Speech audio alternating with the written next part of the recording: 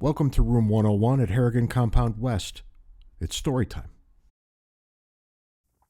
So this week, it's back to one of the essential tobaccos, White Knight, part of the Hearth and Home series, blended by Ross Willett. One of the very first truly great tobaccos I had.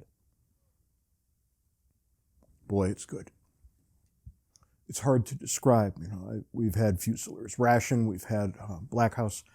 White Knight, I think not quite as wonderful as Black House, but it beats Fusiliers Ration by a country mile.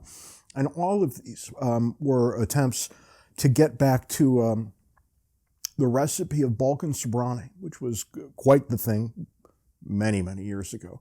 Now, I never, of course, had the Balkan Sobranie of days of yore, so I have no opinion on how well or not these blends do in capturing its essence.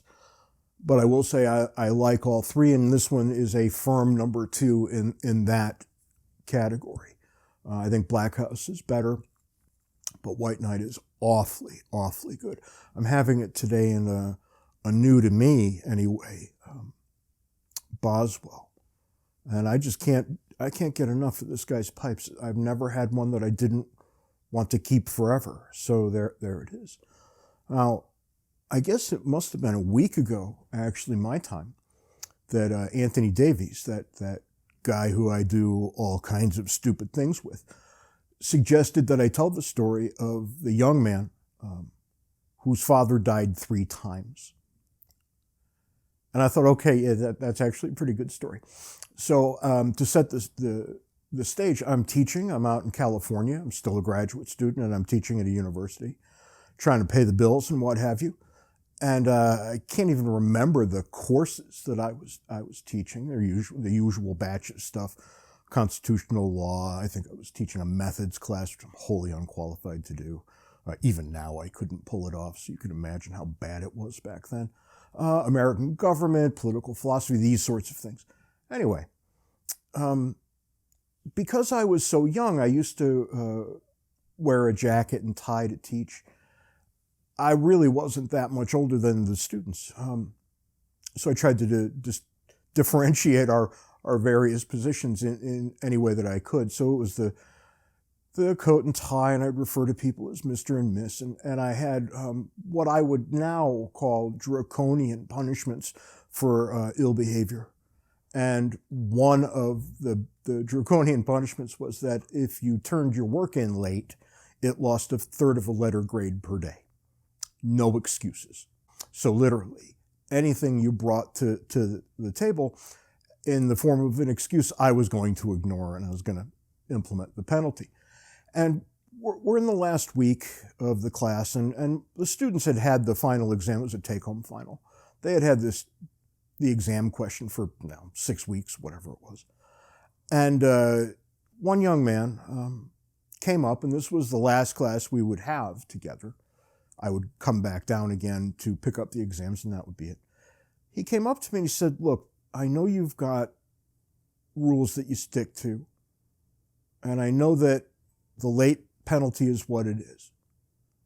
But my father just died, and I really don't feel like I'm in any condition to write a paper." And here was my first mistake. I thought, oh, that poor guy. I said, all right. And I kind of worked it out so he could get me his work mostly whenever he felt like it in the next term. And I would just pretend that I'd missed it or whatever and give him a grade then. It was the only decent thing I could think of. And then he was in my class the next term as well. And here's how you know he wasn't that smart. He, on the last day of class, he came up and he said, I know you've got a penalty for turning in written work. My father just died, and I'm really in no position to write anything. And I'm thinking, you got to be kidding me. And he made the mistake of saying this before the class had emptied out. And I kind of lost my mind. And I said, listen here, I don't care if your mother, all your sisters, and all your brothers died too. I get that paper on time, or you miss out on 1/3 of a letter grade per day.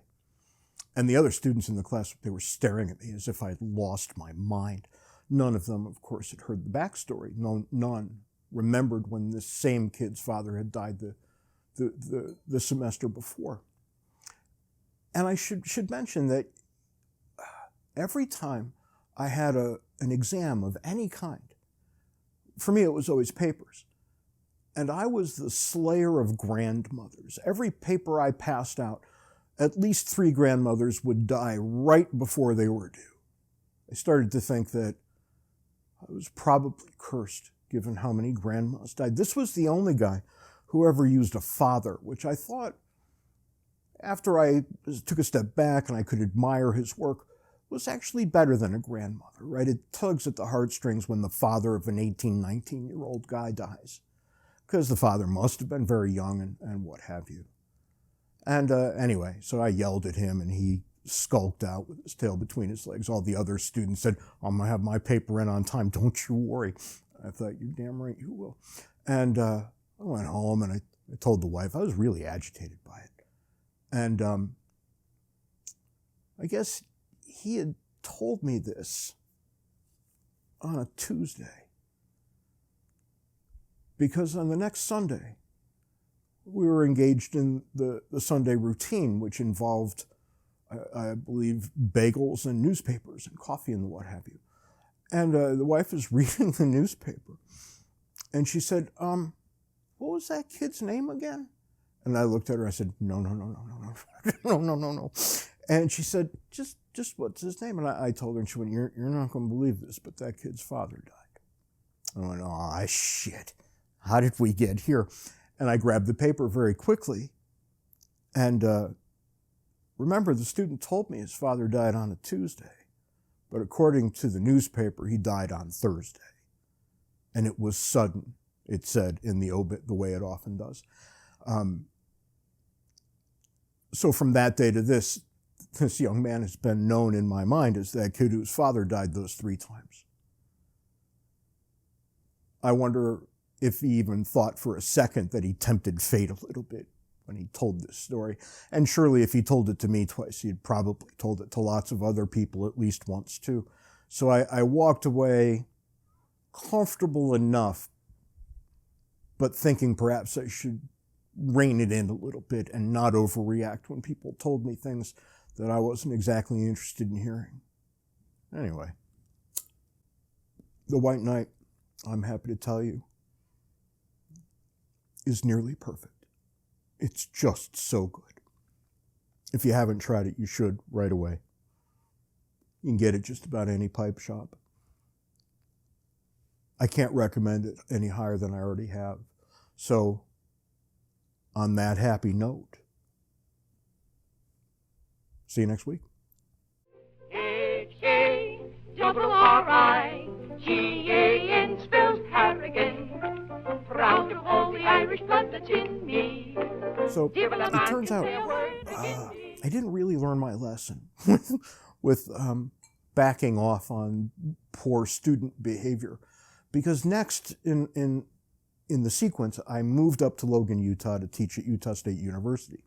And I was teaching a con law class, which had about 20, 25 students in it, in a big room assembled much like a horseshoe before me. And some kid right there in the front fell asleep at his desk. And I'm thinking, seriously? You're going to sleep in a class this small? I mean, if you're in a 150-person auditorium, you might be able to get away with it, but 25 kids in a room learning about con law, I'm going to see you every time. And he was even in the front row. So I walked up, and I was wearing a pair of boots at the time. It was Utah, and it was cold out and wet and nasty. So the boots were a little heavier than normal shoes, something I didn't account for, but probably should have. Because I reared back my leg and I kicked the underside of the desk that he was slumped over. What I could not know when I did it was that somebody had taken out all the screws on 2/3 of the desk, which left only one set of screws holding it in, and it became not unlike a fulcrum. And when I kicked it from below, it snapped into his head really, really hard. And I had this it's kind of like when your life flashes before your eyes, and I'm figuring, okay, I'm good. My career is probably over as of right now. I said, unless. And when he looked up, you could see the red mark down his face where the desk got him. And I looked up and I figured in for a penny, in for a pound. And I said, and don't you ever fall asleep in my class again. And all the other students kind of went back in their chairs, and he looked at me and said, I'm sorry. And nobody ever brought it up from that point forward. So what might have been had somebody gone to complain. And it wasn't like they didn't complain often. Maybe we'll talk about that next week. But for now, all's well that ends well. Have a good week.